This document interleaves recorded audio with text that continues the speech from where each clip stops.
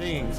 And we talked about the way in which environment can change a person's genetic expression through alteration of the gene expression through the epigene. And when we talk about epigenetic modifications, we're talking about things that can impact the environmental impact, like chronic stress, nutrition, toxins and pollutants, and that's like DDT, heavy metals like lead, arsenic, and mercury. You know, lead and mercury have been in the news lately. Lead because of the situation in Flint, Michigan. Mercury because of the situation with as it relates to vaccinations.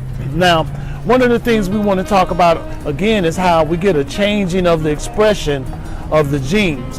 Once a person is set, once their genetic foundation is set, it was once thought that was it, that it couldn't be any changes to the genetic expression and the fundamental aspects of the person's gene function, but that's not true. What we found is a piece of a piece of genetic material attached to the gene called the epigene, under these environmental conditions will unfold and send a reaction to the gene, changing its expression, leading to physical disease and mental disease. Today we want to talk about transgenerational epigenetics, which means that a person who is impacted by epigenetic disease can pass the traits of that epigenetic disease on to their offspring. And the manner in which this occurs is like this. During the prepubescent and pubescent years, what do I mean by that? I'm not even going to spell that. During the period of gonadal maturity, when your your eggs and your testicles are maturing, that is a very critical period of time for the passing on of genetic traits and epigenetic traits from the parent to the offspring. If a person is impacted in this manner during the time of gonadal maturity, those traits will be imprinted inside the person's of DNA, and they can spread this epigenetic expression down transgenerationally. Very important as we talk about the movement forward, so to speak, in understanding epigenetic disease. Earlier in our discussions, we discussed how mental illness was directly related to some of the crime and violence that we're seeing in our community. And one of the ways it's done is through this transgenerational effect. Some of the things that are impacting the adult is passed on through the children environmentally and genetically. And this is what we're seeing more and more every day. Now, as we talk about the case for black reparations or black remedy, one of the things that has been said is that there is not competent proof. What do we mean by competent proof? That's a legal term that says that the people who bring in a civil action do not have evidence that they have an injury or a current injury that can be directly related to the person that is going to be seen as the defendant in the case. And in our case, black reparations is centered upon finding the United States and predecessor companies that have been involved in the slave trade as being fundamentally responsible for some of the damage that we see in the community today. I call people who deny this information ancestral trauma deniers. What do I mean by that?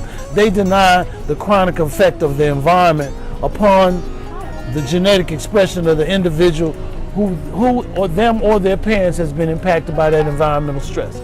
So what we're going to be looking at doing the classroom exercises starting on July 8th, what we're going to be looking at is how all of these things play a role, how ancestral trauma from the time that we were brought over to this country on slave ships on into the time that we spent in this hemisphere, the black diaspora, as you say, with the violence committed against us, the rape, the nutritional deficiencies because of the poor nutrition, the toxic environments that we were caused to live in, and just the basic stress of living while black in America. These things have to be factored in to some of the physical disease, mental disease, and transgenerational disease, epigenetic disease that we see in the community.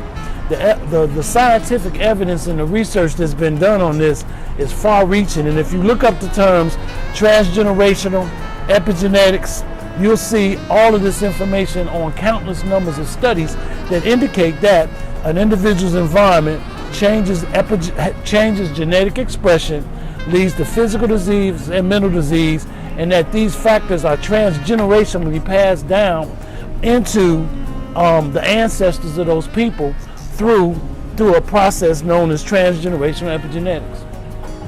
I think I got a question coming.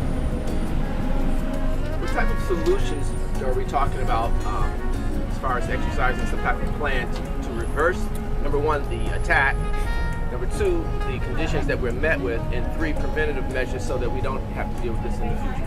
The only thing that's going to really reverse the effects of transgenerational epigenetics is environmental change. And environmental change could be improved nutrition, it could be the relief of chronic stress, and it could be the absolute removal of toxins and pollutants from the environment. If you look at I think one study showed 80% of African American children in Chicago live in a toxic environment, whether it's lead from the highways, arsenic and mercury from the coal-firing power plants, living near highways and byways that are high in lead, accumulation of lead in the atmosphere from gas burning. So when you look at that, when you look at all of this, we talk about changes. One of the other changes is diagnosis and treatment. I believe that there are many people in the community who would fare better with appropriate diagnosis of mental illnesses such as personality disorders, because I see it prevalent in our children.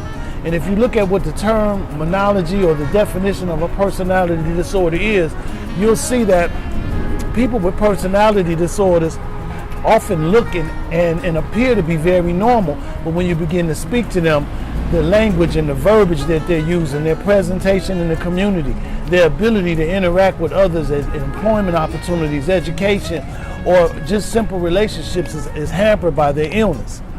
And what we're seeing honestly is that these epigenetic diseases are being transgenerationally passed down through into our children. So for 2016 moving forward, we need to talk about how the Black community needs to learn more about transgenerational epigenetic disease, and we need to use that as a platform of discussion moving into the presidential elections. What is America prepared to accept in terms of their own responsibility for these diseases that are prevalent in the Black community? Likewise, what is America willing to do about it? Okay. Question for you. Yes. This term that you coined there, ancestral trauma deniers. Those are just people. How does that compare to anti-Semitism? Well, what's the comparison?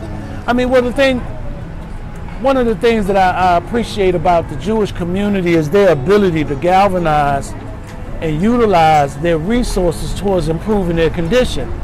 And one of the terms, they call it the Holocaust deniers. And a Holocaust denier is a person who actually acts as if the Holocaust didn't exist when we know it did. Same thing with ancestral trauma. We know as African Americans that there was a great injustice thrust upon us through the slave trade and all of the conditions we suffered from in the Black diaspora. But you have people today, even Black people, who make a claim as if this ancestral trauma plays no role at all on our present condition. That's similar to Holocaust deniers. We need to get out of this ancestral trauma denial and start recognizing that environment and our history in America has played a great role in the physical disease and mental disease that we're seeing in the Black community today. Do you think it's necessary or mandatory that we define this trauma and then give it a legal definition as the Jewish community has done?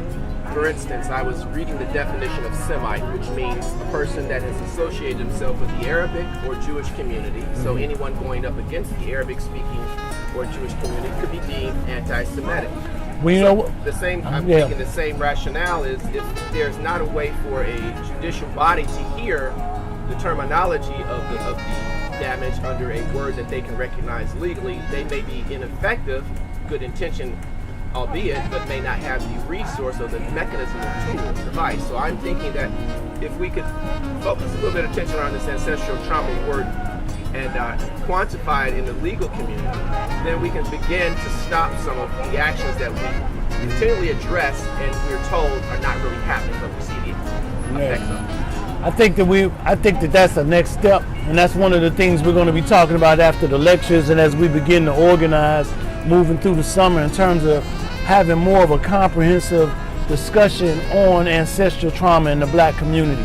So absolutely, we need to get people out of the denial and get people focused on the fact that ancestral trauma has played a key role in some of the problems that we're looking at in the community, and that the country needs to address this as a condition, ancestral trauma, and it is directly related to more on the case for black remedy or black reparations.